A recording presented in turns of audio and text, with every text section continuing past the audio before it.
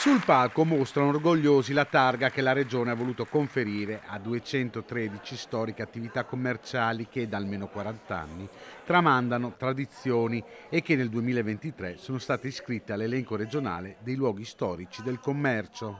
La cosa straordinaria che va sottolineata oggi è che questi hanno visto veramente di tutto. Pensiamo solo agli ultimi 20 anni, l'11 settembre, la crisi dei subprime, l'acme della crisi nel 2013, poi il lockdown nel 2020, la guerra nel 2022, la crisi energetica sempre nel 2022.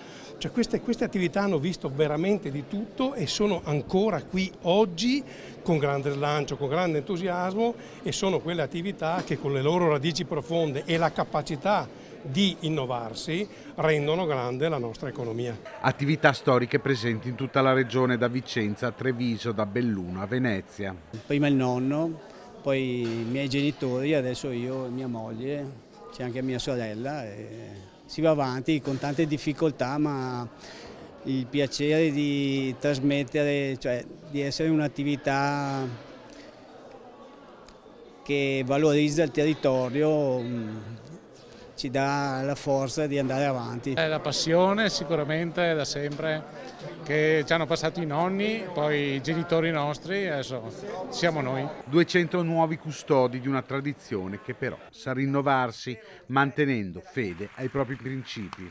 Prima cosa bisogna essere onesti con se stessi e con la cliente. Quando che lei è onesto, la cliente arriva ancora. Storie familiari che si intrecciano con il territorio. È nata nel 42 da miei nonni, mia nonna, che ha acquistato questa piccola osteria a 1.000 lire costava, e dopo pian pianino si è sviluppata, è arrivata poi mia mamma e adesso da 15 anni ci siamo noi.